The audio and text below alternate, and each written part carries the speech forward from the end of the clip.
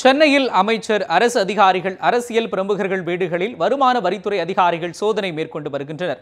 இதுகுறித்த விரிவான தகவல்களை நமது செய்தியாளர் விக்னேஷிடம் கேட்கலாம். விக்னேஷ், சொல்லுங்க, விஜயபாஸ்கர் வீட்டில் நடக்கும் வருமான வரித்துறை சோதனை எந்த நிலையில் இருக்கிறது? இது குறித்தான விரிவான தகவல்களை சொல்லுங்க.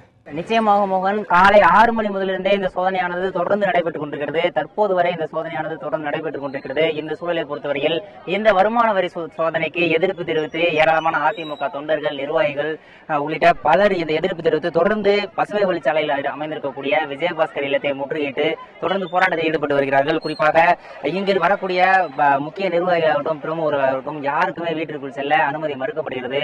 பாதுகாப்பு பணிக்காக கூடுதலாக துணை ராணுவ படையினர் வளர்க்கப்பட்டுள்ளார்கள்.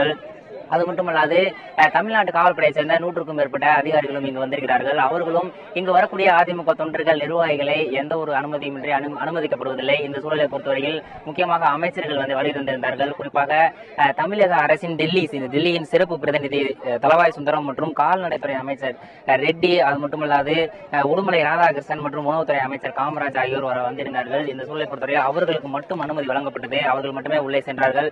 உள்ளே சென்ற அவர்களும் விஜயபாஸ்கரை சந்தித்து பேசவில்லை. பார்வையாளர்கள் வரைதான் பார்வையாளர்கள் தங்கக்கூடிய அறையில் தான் அனுமதிக்கப்பட்டிருக்கிறார்கள். இந்த சூழலை பொறுத்தவரையில் இந்த வருமான வரித்துறை சோதனையானது உள்நோக்கம் கொண்டதாகவும், மேலும் எங்களுடைய வெற்றி, அதாவது அதிமுக அம்மா அணியை சேர்ந்த வேட்பாளர் டிடிவி தினகரனின் வெற்றி உறுதியாகிவிட்டதாகவும், அந்த வெற்றியை தட்டி பறிப்பதற்காகவே இது போன்ற செயல்களில் மத்திய அரசு ஈடுபட்டுக் கொண்டிருப்பதாகவும் இங்கு வந்து பார்த்திருக்கக்கூடிய அமைச்சர்கள் தெரிவித்திருக்கிறார்கள். தொடர்ந்து இன்று காலை முதலே இந்த முற்றுகை போராட்டமானது தொடர்ந்து நடைபெற்றுக் கொண்டிருக்கிறது.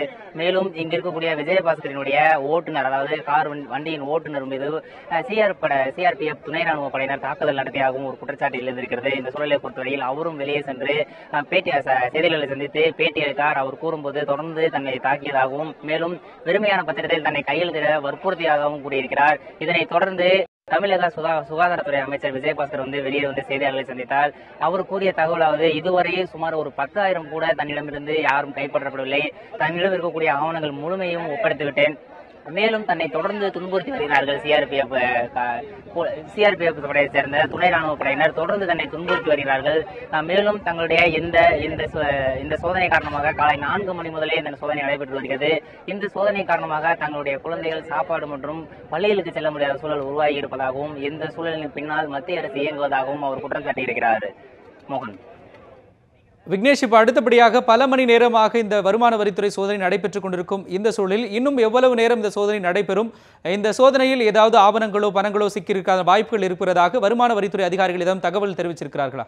நிச்சயமாக தகவல் பரவி வருகிறது. அதாவது இங்கு இருக்கக்கூடிய விஜயபாஸ்கருடைய உதவியாளர் நயினார் எழும்பூர் இருக்கக்கூடிய ஒரு தனியார் விடுதியில் தங்கியிருந்தார். அங்கு 2.5 கோடி ரூபாய் பறிமுதல் செய்யப்பட்டதாக ஒரு முற்றிலுமான தகவல் வெளியாகி இருக்கிறது. அந்த தகவலையும் இங்கு சந்தித்திருக்கக்கூடிய அமைச்சராகட்டும் மற்றும் தளவாய் சுந்தரம் ஆகட்டும் தொடர்ந்து அந்த தகவலை மறுத்து வருகிறார்கள். மேலும் இங்கு இருக்கக்கூடிய சூழலை பொறுத்தவரையில் எந்த ஒரு ஆவணமும் கைப்பற்றப்படவில்லை.